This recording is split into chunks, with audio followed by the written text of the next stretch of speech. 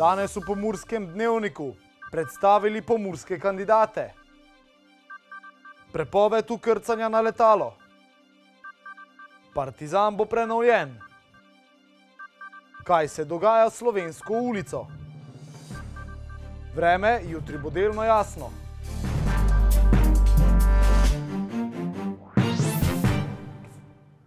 Spoštovane gledalke, cenjeni gledalci, lepo pozdravljeni. Nova Slovenija je danes predstavila kandidate za poslance v Državnem zboru na prihajajočih volitvah, ki bodo kandidirali v Murski Soboti in okolici. Na volitve se letos podajo v pomlajeni zasedbi, stavijo pa predvsem na svoj program. Predvsem na novo energijo in pa na pomlajeno generacijo, ki je prevzela dolžnosti v Novi Sloveniji. Predvsem pa stavimo tudi na program, ki ga je strokovna javnost ocenila kot izjemno dobrega, ker je celosten, ki zajema vsa področja. Torej, ekipa in vsebina so naše konkurenčne prednosti.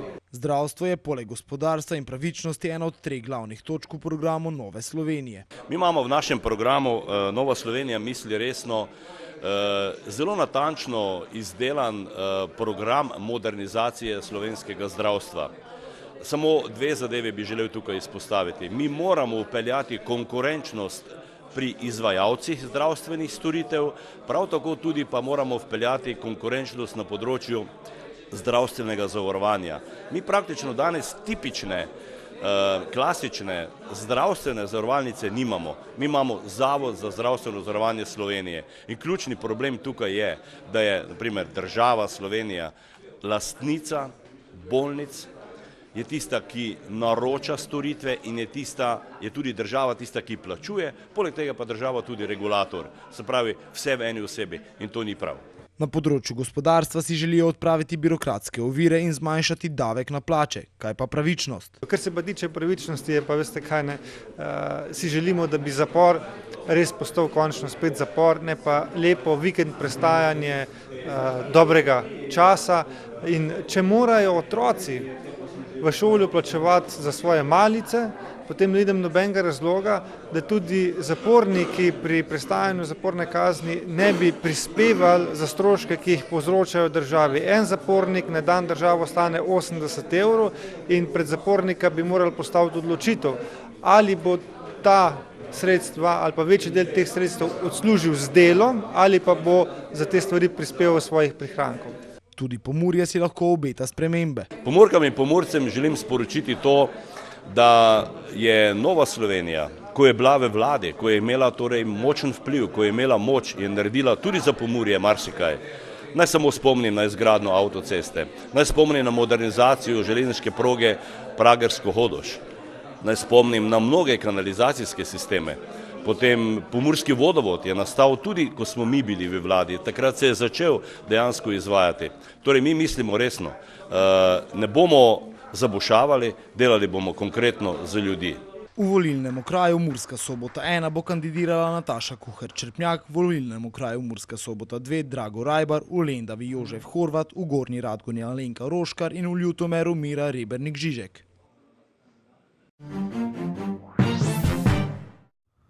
Če se boste poleti odpravili na dopust oziroma na pot z letalom, vas bodo zagotovo zanimale naslednje informacije. Ali veste, da vam lahko letalski prevoznik zavrne vkrcanje na letalo, čeprav ste pravočasno kupili vozovnico in se prijavili na let? V nadaljevanju boste izvedeli, kakšne pravice imate v takem primeru.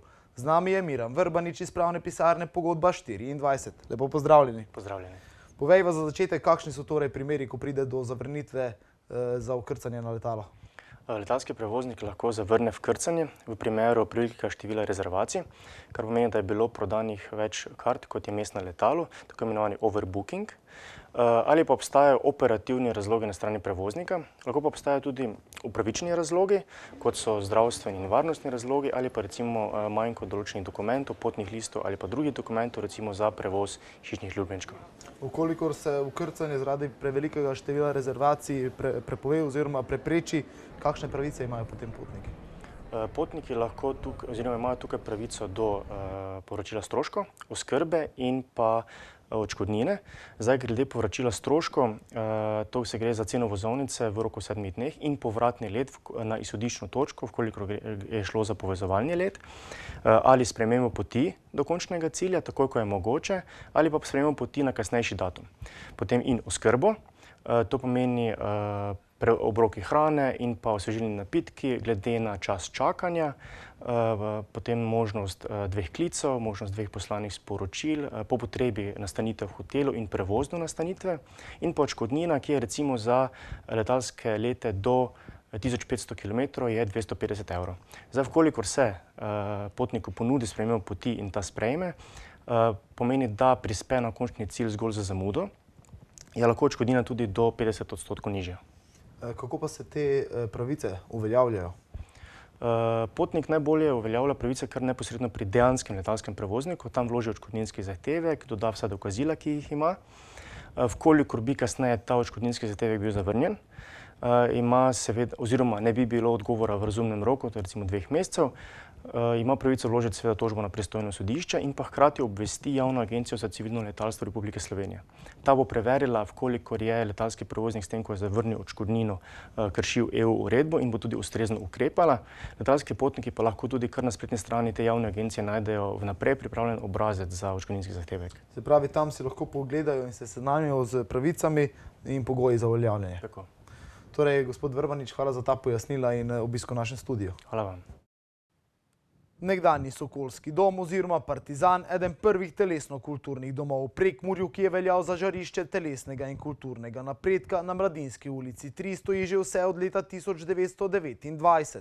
Sedaj se mu obeta prenova. Po dolgih letih naj bi dotrajana stavba zdaj dočakala potrebno prenovo.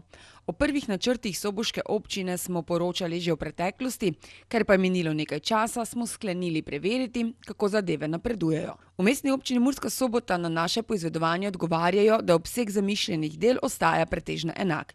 Poglavitni cilj je torej celovito obnoviti stavbo, ki je povsem dotrajana, izboljšati toplotno izolacijo in tako poskrbeti za energetske lastnosti stavbe oziroma optimizirati stroške vzdrževanja ter s tem povezanih prihrankov energije, da bi zadostili predpisom.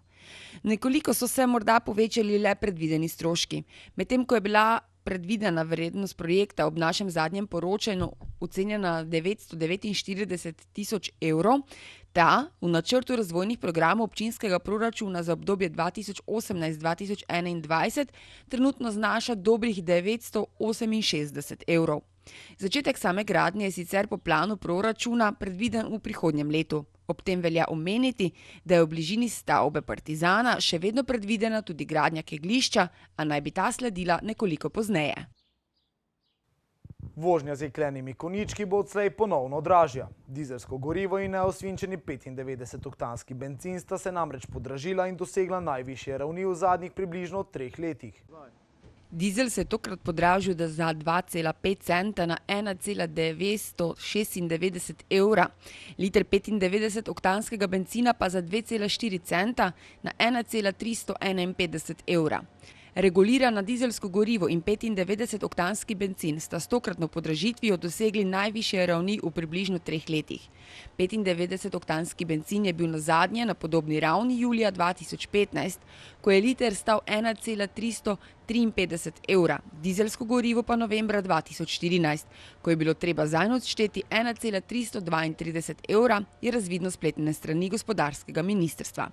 Naftni trgovci cene 100-oktanskega bencina in kurilnega olja ter 95-oktanskega bencina in dizelskega goriva na bencinskih servisih ob avtocestah in hitrih cestah določajo sami. Drugod po državi so cene goriv regulirane. Določajo se v skladu z uredbo o oblikovanju cen določenih naftnih derivatov na vsakih 14 dni, po metodologiji, ki temelji na gibanju cen naftnih derivatov na svetovnem trgu in gibanju tečaja dolar-evro. Pri izračunu modelske cene se upošteva tudi biokomponenta. Slovenska ulica je bila nekoč ena najosrednejših soboških ulic z najelegantnejšim življenjem v mestu, številnimi lokali in trgovinami. Danes je Slovenska ulica bolj podobna ulici duhov. Sprehod po Slovenski ulici razkriva njeno žalostno podobo. Veliko prostorov je praznih, tako ali drugače. Črna točka Slovenske ulice so zagotovo prostori, v katerih je nekoč potekal tudi pouk ekonomske šole in so zdaj v lasti soboške občine. Objekt naj bi po besedah župana Jevška namenili muzeju evangeličanske, judovske in romske kulture, kar pomeni, da bo neke vrste multikulturni center. Kdaj bo prišlo do uresničitve te ideje, še ni znano. Središče mesta zapušča tudi papirnica in knjigarna Sani, ki zadnjih nekaj let deluje v prostorih, v katerih je bila dolga leta poslovalnica Pomurske založbe. Čeprav ne neposredno na Slovenski ulici, se že kar nekaj časa oddajajo poslovni prostori v vili v središču mesta, v kateri je nekoč delovala glasbena šola. Gre za izstopajočo reprezentančno spomeniško zaščiteno vilo, ki je bila zgrajena leta 1930 po načrtih zagrebškega arhitekta Stjepana Planića. Le nekaj korakov naprej samevajo še več let zapuščeni nekdanji prostori Alpine in Peka, ki iščejo novega lastnika. Začetkom aprila so prazni tudi prostori, v katerih je bila nekdaj trgovina Mana, ki se ponovno oddaja v najem. Praznina zeva tudi v prvem nadstropju blagovnice, večji del je prazen že več let. Podobno je tudi nadstropje nižje, kjer zapuščen in umazan prostor kazi središče mesta. Nadaljevanje ulice je ena sama žalost. Že kar nekaj časa ponovno samevajo prostori gostinskega lokala Rdeči baron z bogato zgodovino. Vrata je dokončno zaprla tudi kitajska trgovina, a nam je lastnik prostorov Franz Weindorfer povedal, da naj bi v sredini maja tam bila nova kitajska trgovina. Na Sobota Info poročajo o spominski slovesnosti na prenovljenem Trgu zmage. Več o tem na sobotainfo.com, mi pa si pogledajmo še kratke novice.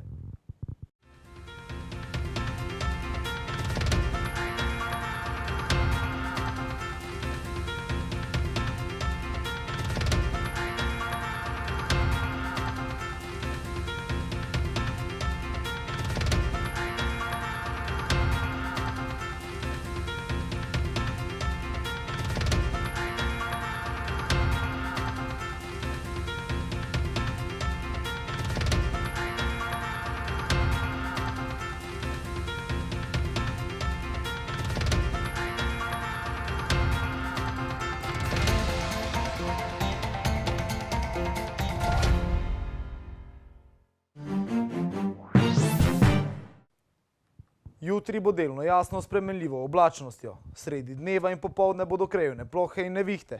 Več o vremenu pa v vremenski napovedi. Danes smo imeli sončen dan s temperaturami okrog 25 stopinj Celzija. Opoldne ste v Ukrajinskem parku Goričku namerili 19, v Murski Soboti in Radencih 20, v Lendavi pa 22 stopinj Celzija. Jutri bo delno jasno s spremenljivo oblačnostjo. Sredi dneva in popoldne bodo krajevne plohe in nevihte. Najnižje jutranje temperature bodo v severovzhodni Sloveniji, se pravi v Murski Soboti in Mariboru okrog 10 stopinj, dnevne pa okrog 24. V četrtek in petek se bo nadaljevalo nestalno vreme s popoldanskimi plohami in nevihtami. Temperature v naših krajih se bodo zjutraj gibale od 12 do 14, dnevne pa od 24 do 26 stopinj Celzija. Toliko smo vam pripravili v današnjem Pomurskem dnevniku. Za več informacij obiščite našo spletno stran. Bodite v naši družbi in nasvidenje do prihodnjič.